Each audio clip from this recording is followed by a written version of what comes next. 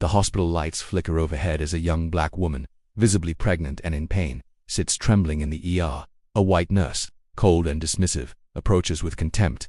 Without warning, she slaps the woman across the face. But what the nurse doesn't realize is that this woman's husband is the city's most powerful man, the mayor himself. Tonight, everything is about to change. The clock reads 2:00 a.m. at Metropolitan General Hospital.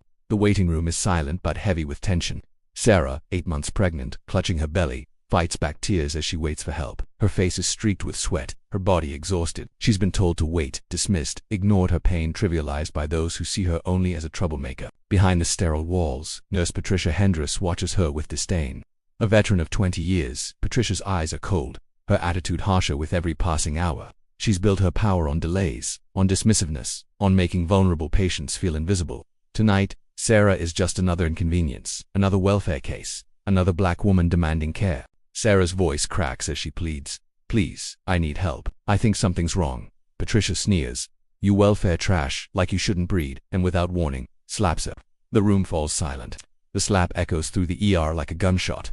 But what Patricia doesn't see is that her victim's husband is not just any man, he runs the entire city. Mayor James Williams, a reformer fighting corruption, has made enemies in every corner of the system, and tonight, he's about to arrive unaware of the storm brewing. As Sarah recoils, crying and humiliated, the room's murmurs grow louder. Someone pulls out their phone. A young nurse, Dr. Jennifer Carter, witnesses the assault and steps forward, alarmed. "This is unacceptable," she says firmly. Patricia's rage intensifies. "You think you're entitled. Pregnant or not, you're nothing but a problem. Get back in line or get out." She shoves Sarah again, her fists clenched. But then, the doors burst open, an entourage of officials and cameras flood in.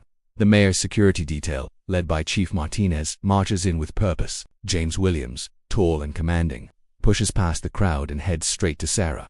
He looks at her exhausted, crying, humiliated, and his face darkens with fury. "What's going on here?" he demands.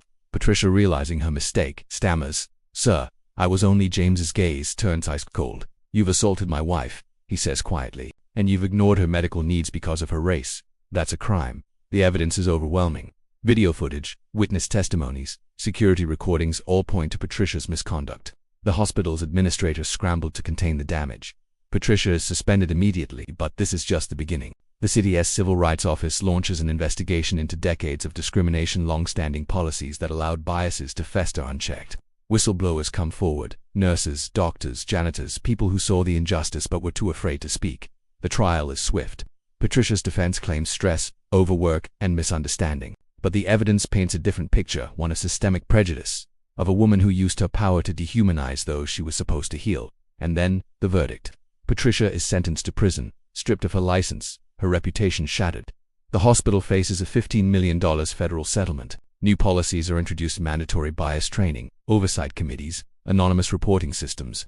Across the country, hospitals begin to confront their own histories of neglect and discrimination. Medical schools incorporate cultural competency into their curricula.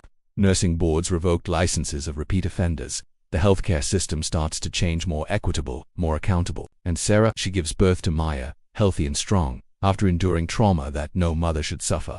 Her family turns their pain into purpose, funding scholarships, speaking out for justice, demanding accountability. The city's reform efforts ripple outward. Legislation passes. Policies tighten. Culture shifts. Healthcare providers now know that silence is complicity. That injustice, no matter how hidden, will be exposed. That everyone, regardless of race or income, deserves dignity and respect. Tonight, the hospital finally acknowledged what was always true: systemic racism in healthcare is a crime.